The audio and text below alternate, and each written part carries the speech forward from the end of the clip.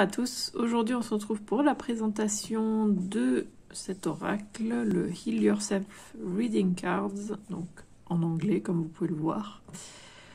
Donc la deuxième partie déjà sera disponible demain, donc ça sera comme d'habitude la partie où je montre juste les cartes une par une. Comme ça, si c'est juste ça qui vous intéresse, voilà, la vidéo sortira demain, avec pas de blabla, juste de la musique. Donc, je l'ai acheté il y a un moment à 20,10 € sur Amazon. Maintenant, il me semble qu'il est moins cher en anglais.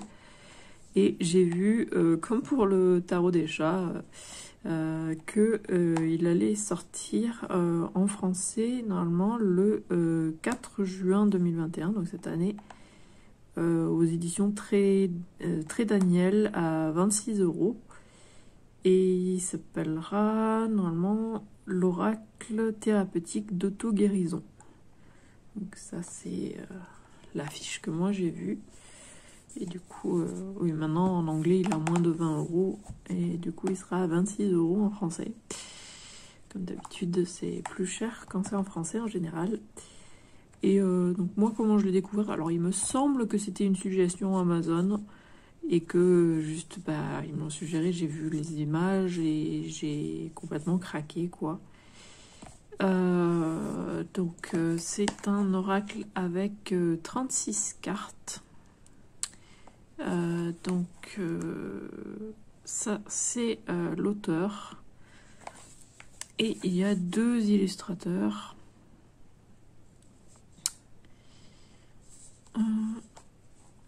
Donc je vous dirai les noms dedans pour être sûr de bien les prononcer. Il n'y a pas de pochette vendue avec, mais moi j'en ai une. Oula, pardon. Donc ça, moi c'est la pochette de mon oracle des sirènes. Je trouvais que ça allait bien avec. Et il y avait un truc en carton dedans pour tenir les cartes, mais à chaque fois moi j'aime pas ces trucs là, donc je les arrache. Du coup je me retrouve juste avec la boîte. Du coup fermeture, oui, avec aimant. Et on a un guide qui fait 85 pages et il est tout en couleur. Donc ça c'est super.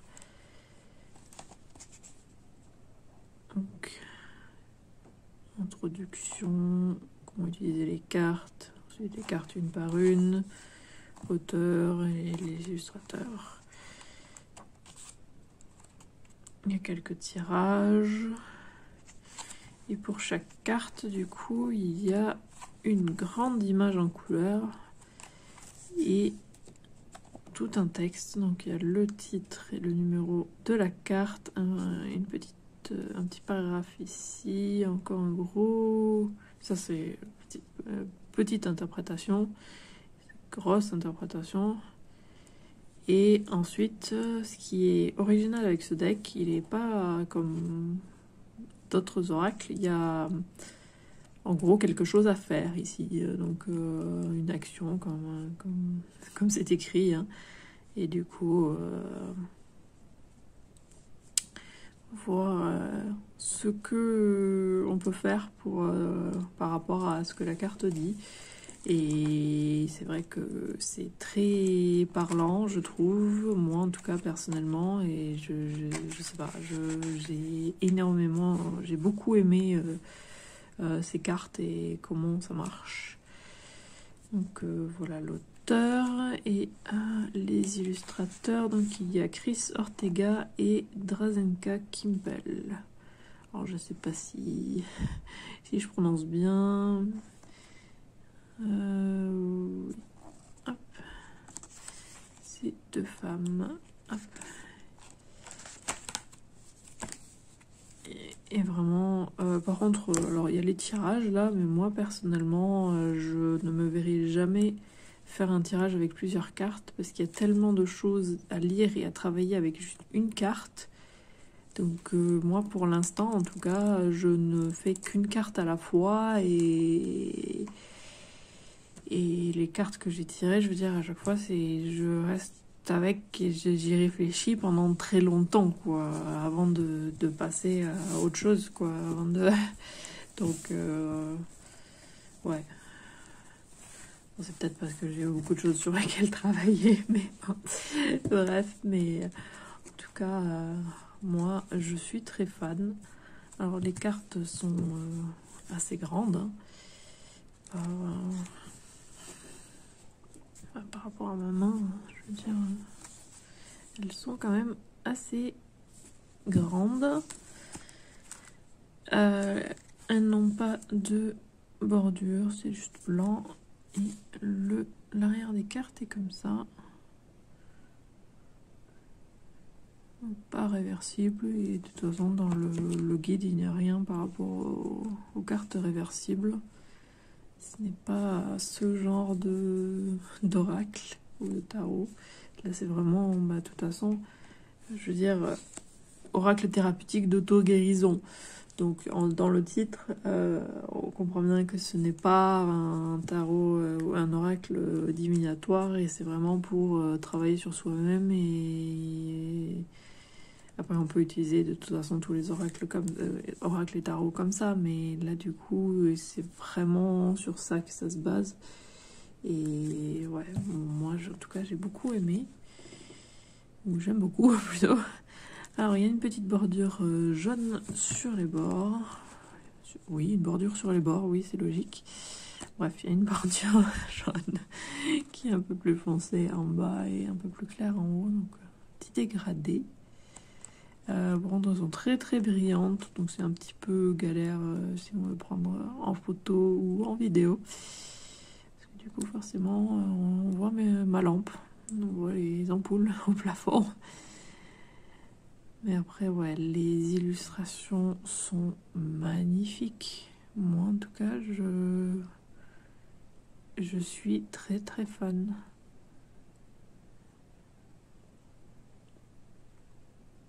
Tous les personnages sont très très beaux. Et c'est vrai qu'il y a marqué que je crois que les deux artistes ont fait des choses dans les jeux vidéo, donc il me semble. Ouais, Video Games.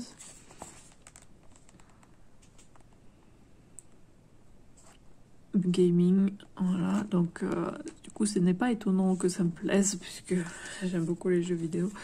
Donc, les illustrations, c'est vraiment mon truc. Elles sont vraiment très très belles.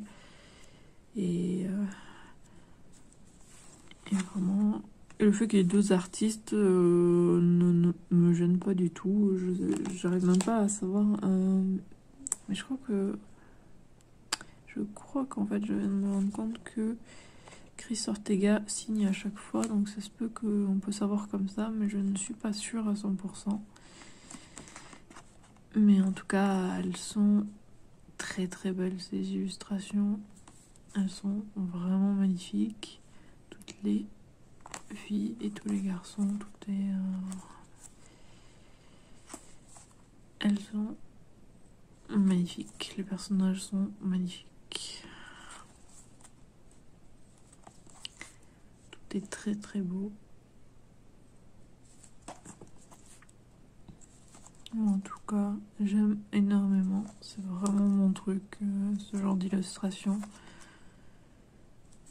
C'est le genre d'illustration que je pourrais encadrer sur le mur sans problème, même si nous, on n'a rien encadré au mur, mais bon. Je pense que ce serait le genre d'illustration qu'on pourrait encadrer sur le mur.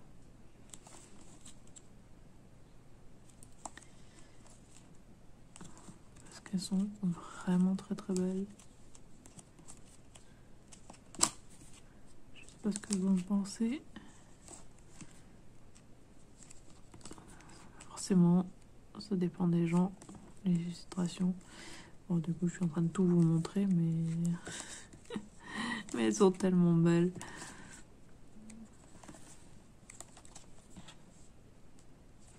Tellement jolies. Vampire. Elles sont très très belles.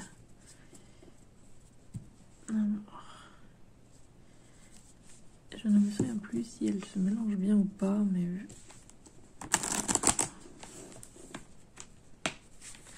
alors, en vidéo, c'est un peu plus compliqué. Ah, toujours.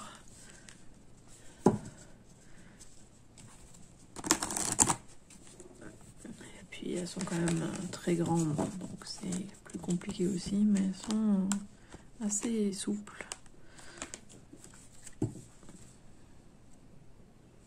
Du coup ça va. Elles se mélangent quand même assez facilement, même si, comme je disais, en vidéo en général, je galère et je fais n'importe quoi. Mais oui, elles sont pas mal.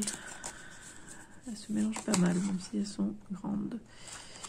Alors, du coup, je vais... Bon, j'espère que vous n'avez pas vu la carte, mais du coup... ouais, non, je vais pas prendre celle-là, du coup. Parce que voilà comment je marche au niveau des tirages que je fais. En général, je mélange et si une carte tombe, c'est ça le tirage. Phoenix. Et du coup, je vais faire un tirage de 3 cartes et je reviens. Donc, il faudra que vous choisissiez entre 3 cartes. Voilà les 3 cartes.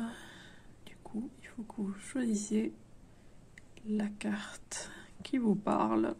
Et du coup, je vais vous dire les interprétations. La première carte, c'est réjection. Donc repousser quelqu'un ou rejet. Alors, on va voir par rapport à l'interprétation, peut-être que j'arriverai mieux à traduire. Hop. Voilà, du coup, vous pouvez le voir,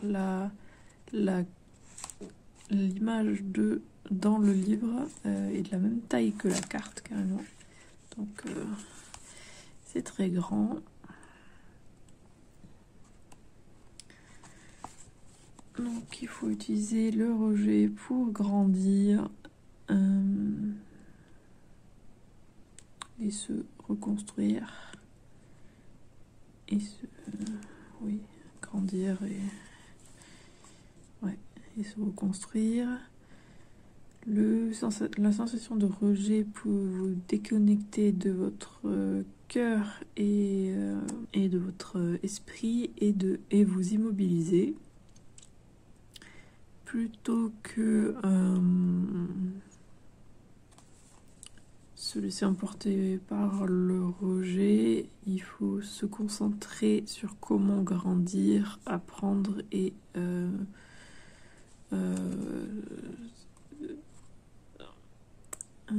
j'ai que des mots, c'est pas les bons mots qui viennent.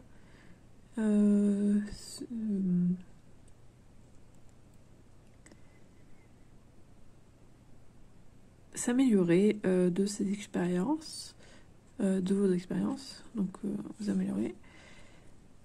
Si vous êtes un auteur et vous avez envoyé des articles ou un livre à un éditeur et ils vous ont rejeté, du coup il faut essayer de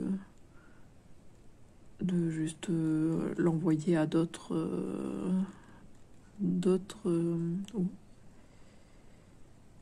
je sais pas ce que ça veut dire ce mot, c'est peut-être ça, améliorer vos... Ouais, ce mot-là, je sais pas, mais ce sera écrit hein, ici. et du coup, envoyer votre travail à d'autres éditeurs. Utiliser le rejet comme une force, une motivation pour réussir. Si une personne, vous avez des sentiments, si vous avez des sentiments pour une personne ou que vous ressentez un amour profond envers cette personne et qu'elle vous rejette, du coup travailler sur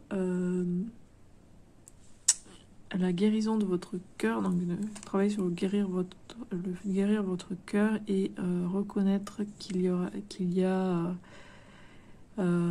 quelqu'un pour vous qui sera mieux pour vous, quelque part. Beaucoup de personnes utilisent le rejet comme une excuse pour se refermer et devenir donc suspicieux, se protéger et laisser tomber. Et ensuite, ils sont blessés et ils rejettent les autres. Ils se cachent derrière le rejet et ils ne se donnent pas l'opportunité de croire en eux et trouver le sens de leur vie et guérir. En choisissant cette carte, vous devez avoir une meilleure opinion de vous, garder votre cœur ouvert et ayez confiance que vous avez appris de vos expériences et que vous ne referez pas les mêmes erreurs. Alors, l'action à faire, il faut prendre un stylo et un papier. D'un côté du papier, il faut écrire ce dont vous avez peur, surtout en termes de rejet.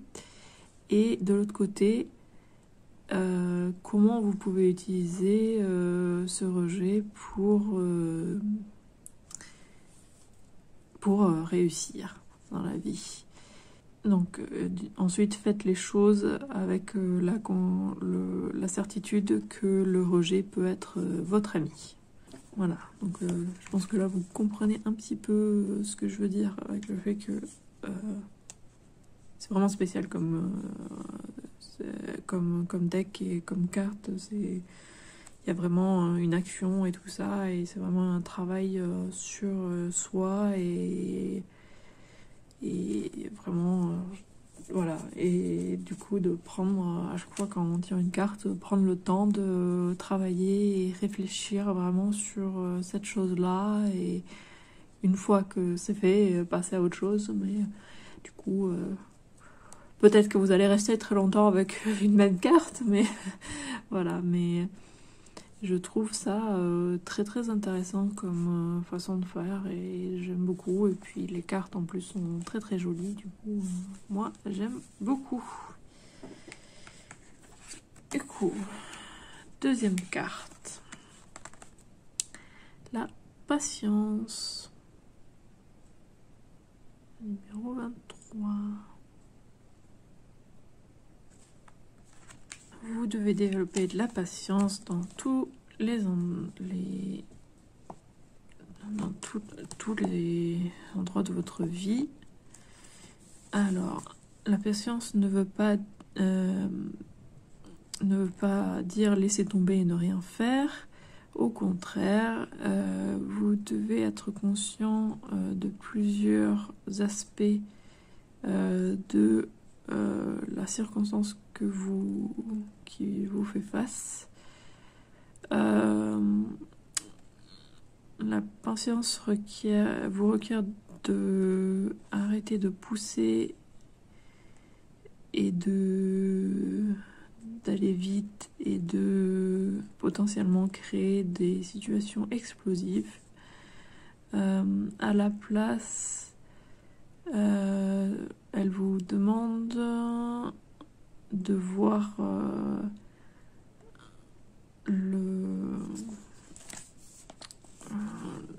les choses de manière générale et d'être conscient des ingrédients qu'il vous manque, que potentiellement il vous manque.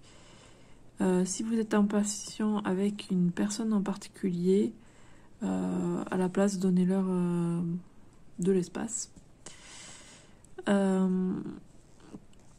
Ne sautez pas sur les conclusions et ne faites pas des histoires dramatiques à propos d'une personne ou d'une situation sans connaître tous les détails. Vous vous avez une opportunité de laisser tomber le jugement. Il faut toujours chercher la vérité de la situation, pas ce que quelqu'un dit ou fait, mais pourquoi. La patience peut aussi être connectée à un problème de santé dont vous guérissez, un nouveau régime ou un programme sportif que vous avez commencé ou de nouvelles études que vous avez commencées. Alors, l'action. Il faut se concentrer sur une chose à la fois. Se dire à soi-même « J'accepte ce qui est sans jugement. J'ai la volonté d'être patient et présent. » Respirez doucement et profondément en vous concentrant sur ce qui est. Soyez conscient de l'air touchant vos narines et vos poumons. Adoucissez-vous, ça je ne suis pas sûre, et relaxez-vous. Soyez l'explorateur du moment présent. Découvrez ce qui est magique, beau et serein dans ce moment. Si vous vous sentez pas bien ou stressé, donnez-vous la possibilité d'explorer ces sentiments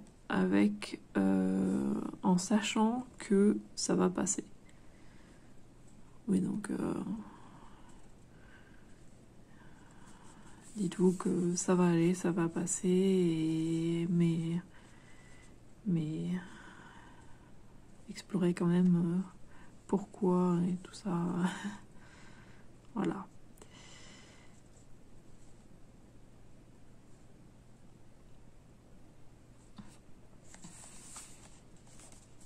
Ouais. Différentes actions que celles d'avant. Comme vous le voyez, c'est différent en fonction des cartes, ce qui est logique, puisque c'est en fonction de ce qu'il c'est en fonction de ce qu'il faut travailler par rapport à la carte que vous avez reçue. Alors maintenant, on va attaquer la troisième carte, et je préviens déjà, mes ongles ne sont plus les mêmes parce que la fin de ma vidéo a été corrompue en fait, et du coup j'ai perdu toute la fin de ma vidéo. Du coup, c'est pas grave, je continue quand même un petit peu plus tard du coup. Et du coup, la troisième carte, c'est s'aimer soi-même, self-love. Hop. Voilà. Alors, prends le temps de te connaître et ce qui marche pour toi dans ce cycle de vie en particulier. Ce cycle de ta vie en particulier. Quelques-uns des plus grands obstacles à l'amour de soi et la critique de soi et le perfectionnisme qui entraînent un fort jugement de soi-même, se refermer sur soi-même et finalement la maladie. Est-ce que vous avez essayé d'être en compétition avec les autres, avoir l'approbation de gens dans votre famille, ou simplement est-ce que vous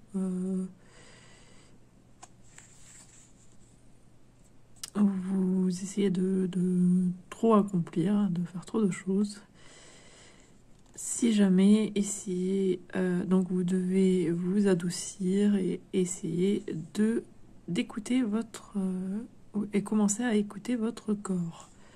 Concentrez-vous sur le fait de garder votre cœur ouvert et prendre conscience et reconnaître le bon en vous-même et les autres.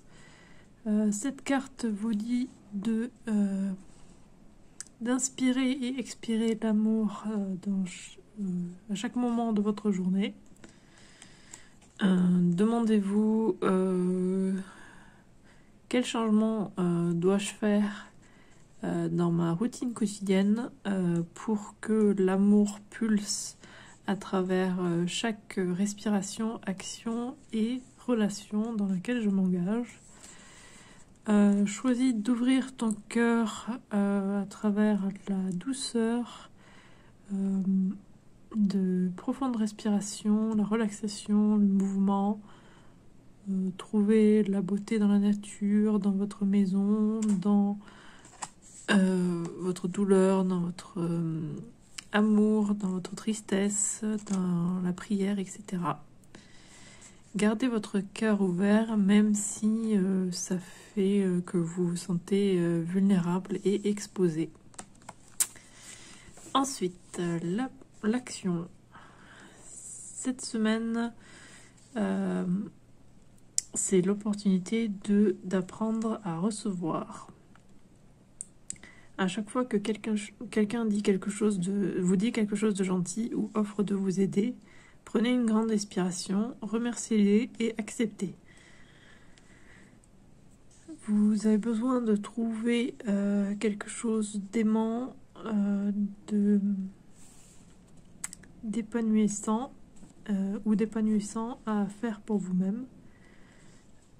Ça peut être un massage, un traitement thérapeutique ou un film avec un ami. À chaque fois que vous regardez dans le miroir, répétez « Je mérite d'être aimé ». Vous faites ça chaque jour jusqu'à ce que vous y croyez vraiment. Voilà. La troisième carte. Du coup, j'espère que ce petit tirage vous a plu. Et que, les cartes vous ont parlé et que ça a pu vous aider. Parce que moi, en tout cas, ces cartes me parlent beaucoup et j'aime beaucoup l'action à faire. Ça change des autres cartes et comme j'ai dit, j'adore les illustrations. Elles sont vraiment trop belles.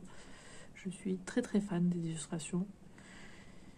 Je sais plus exactement tout ce que j'ai dit dans la vidéo forcément puisque ça date un petit peu quand j'ai filmé la vidéo, mais en tout cas oui, j'aime énormément ce deck. Moi je ne peux que le conseiller si